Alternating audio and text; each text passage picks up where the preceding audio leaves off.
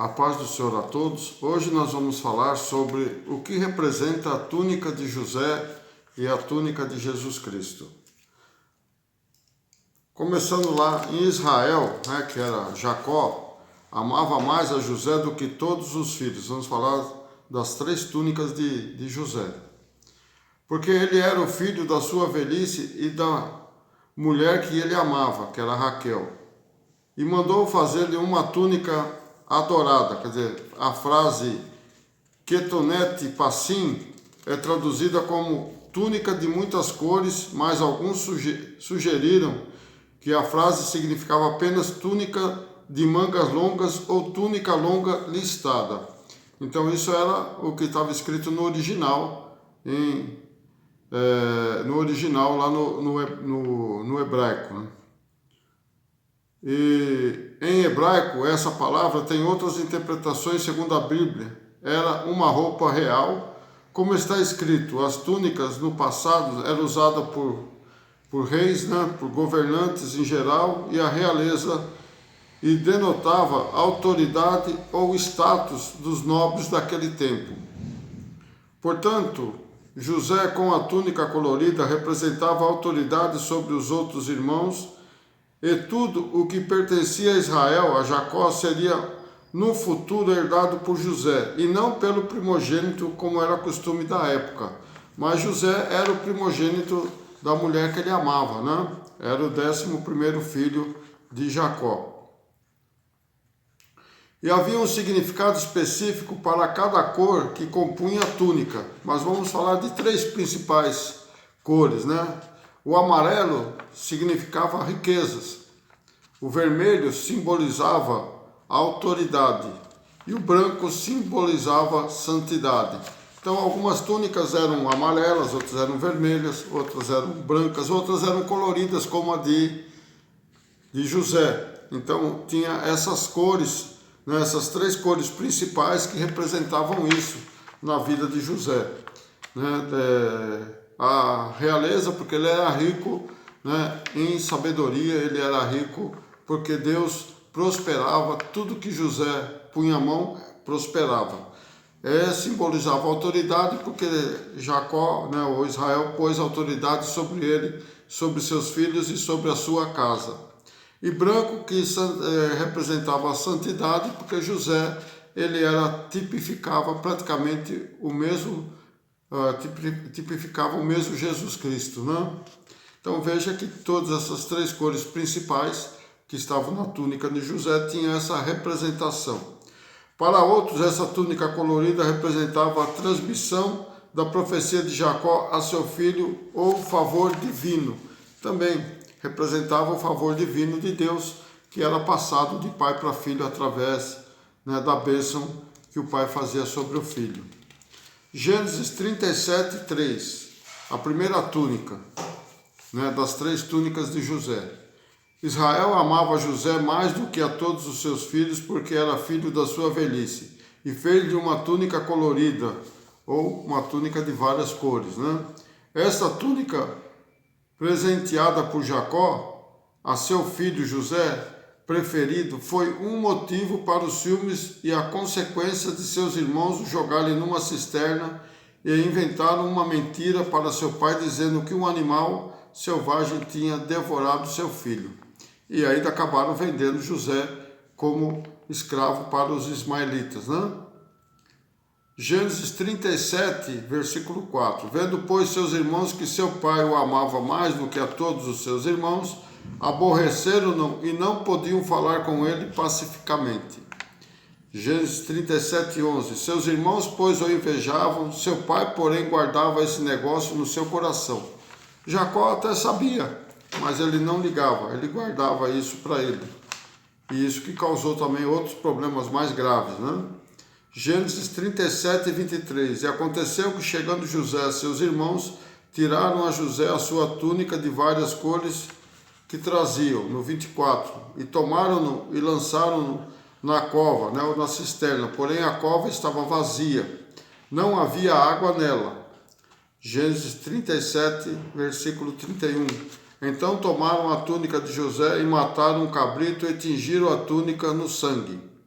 No 32, enviaram a túnica de várias cores e fizeram levá-la a seu pai e disseram: temos achado esta túnica, conhece agora se esta será ou não a túnica de seu filho José? Gênesis 37, 33. E conheceu-a e disse: é a túnica de meu filho, uma besta fera o comeu, certamente foi despedaçado, que era José. Gênesis 37, 36. E os midianitas venderam-no no Egito, e Potifar, o eunuco do faraó, capitão da guarda, venderam a Potifar. Então essa foi a primeira túnica que ele perdeu. A segunda túnica de José. José já se encontrava no Egito, trabalhando na casa de Potifar, e a segunda túnica foi dada pelo seu patrão Potifar. Essa túnica era usada pelos mordomos principais, o mordomo-mor da casa. Quer dizer, era uma túnica diferenciada dos outros servos, porque é ele que comandava tudo. Então ele tinha esse grau, esse grau que foi determinado a ele, para ele cuidar de todas as coisas de Potifar. Então essa túnica representava o que? A autoridade sobre todas as coisas de Potifar. Gênesis 39, 1. E José foi levado ao Egito, e Potifar, o eunuco de Faraó, capitão da guarda, varão egípcio, comprou-o da mão dos ismaelitas que o tinham levado lá. Gênesis 39, 4. José achou graça a seus olhos e servia a ele, e pôs sobre a sua casa e entregou na sua mão tudo o que tinha. Nós sabemos o desfecho que aconteceu, que ele acabou perdendo a túnica porque a esposa de Potifar queria que ele deitasse com ela, e ele recusou, e ele acabou fugindo e acabou sendo preso.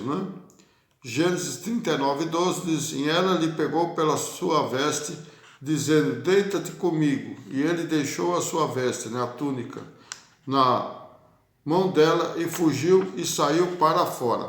Então aí ele acabou sendo preso, Potifar não matou, mas prendeu ele. E lá na prisão ele se sobressaiu, nós conhecemos já a história, e ele acabou tomando conta novamente de todo o cárcere, Mas aí, quando o faraó teve um sonho, ele interpretou esse sonho, e aí que recebeu a túnica definitiva, a terceira túnica de Jacó. Esta túnica essa túnica ele recebeu do faraó, desculpa, não foi de Jacó, é a terceira túnica que José recebeu do faraó. Esta túnica José recebeu do faraó do Egito, sendo essa túnica que constituía ele como governador de todo o Egito, das terras altas e baixas, e toda aquela região onde o Egito dominava. Sendo essa túnica, José nunca mais perdeu ela. Então quer dizer que essa ele nunca mais perdeu. O faraó tirou o anel da sua mão e o colocou na mão de José, e revestiu com vestes de linho, e lhe pôs no pescoço um colar de ouro. Gênesis 41, 42. E tirou o faraó o anel da sua mão, e o pôs na mão de José, e o fez vestir de vestes de linho fino, e pôs um colar de ouro no seu pescoço. 41, 43. E fez subir no segundo carro que tinha, e clamavam diante dele: ajoelhai. Assim o pôs sobre toda a terra do Egito. 41, 45, parte A. E chamou o faraó o nome de José de Zafenate Paneia, e deu-lhe por mulher Azenate. Gênesis 41, 46, parte A. E José era da idade de 30 anos quando esteve diante da face do faraó, rei do Egito. Então vamos lá. Zafenate Paneia, em egípcio, significa preservador da vida ou lugar da vida. Em outros dizem: Deus fala e ele vive, ou Salvador do mundo. Há várias interpretações, mas na real ele foi o Salvador do mundo naquela época, porque aí ele conseguiu guardar 1/5 de todo o alimento por 7 anos de prosperidade. E quando veio os 7 anos que teve seca, aí ele conseguiu que o povo egípcio prosperasse muito mais, porque todos os povos daquela região vinham buscar alimentos, vinham comprar alimentos lá do Egito. Então, veja que José, ele começou o seu ministério com 30 anos, praticamente igual Jesus, que começou né? Com 30 anos ele começou a pregar a palavra. Mas vamos ver a túnica de Jesus. A túnica de Jesus era sem costura, indivisível. Os carrascos que o crucificaram não ousavam dividi-la porque era inteira e ela era sem nenhuma costura. O que representa hoje? Hoje representa, mas hoje muitos cristãos tentam dividir não mais a túnica, mas o seu corpo. A igreja fracionando com raciocínios radicais, falta de conversão, falta de compromisso com Deus. Então vamos lá, João 19, 23. No finalzinho só na parte final do João 19, 23. A túnica, porém, tecida de alto a baixo, não tinha costura. 19, 24. Disseram, pois, uns aos outros, não a rasguem, mas lançaremos sorte sobre ela para ver de quem será. Isso foi assim para que se cumprisse a escritura que diz, dividiram entre si as minhas vestes e sobre a minha túnica lançaram sorte. Os soldados, pois, fizeram essas coisas. Vamos lá. Lá no Salmos 22, 18, Salmos de Davi. Davi fala assim, reparte entre si minhas vestes e lançaram sorte sobre a minha túnica. Essa é a profecia feita 1000 anos antes de Jesus Cristo ser crucificado. Essa passagem é citada em todos os 4 evangelhos por ter a túnica de Cristo servido como objeto de jogo dos soldados que realizavam a crucificação. Quanto à túnica sem costura, queremos dizer que Jesus deixou para a sua igreja uma doutrina nova, sem retalhos do judaísmo, sem emendas da filosofia grega, sem enxertos do politeísmo romano, sem resquícios dos fariseísmos hipócritas, sem os filatérios fracos dos fariseus, sem remendos de panos diferentes, panos velhos trazidos de doutrinas heréticas. Então veja que, o que isso representa a túnica de Jesus hoje. Então são todas essas desqualidades que a igreja hoje tem, a igreja cristã. Mas houve a primeira túnica. A primeira túnica foi feita por Deus para Adão e Eva, representando aquilo que o Senhor Jesus faria há milhares de anos após eles serem expulsos do paraíso. Lá em Gênesis 3, 21.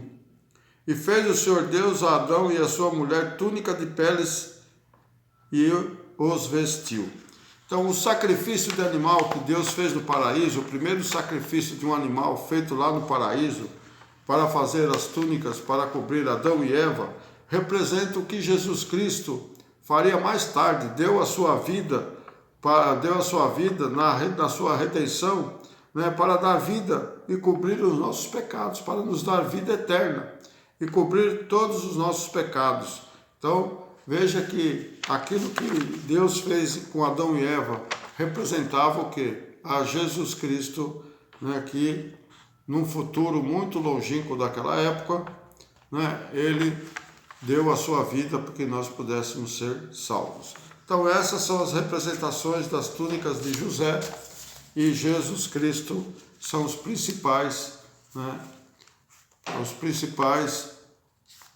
pessoas que fizeram, porque Jesus Cristo era uma pessoa, ele veio com o ser humano, e José tipificava claramente a Jesus Cristo, como nós já vimos na outra postagem anterior, falando sobre José e Jesus, que José tipificava a Jesus Cristo.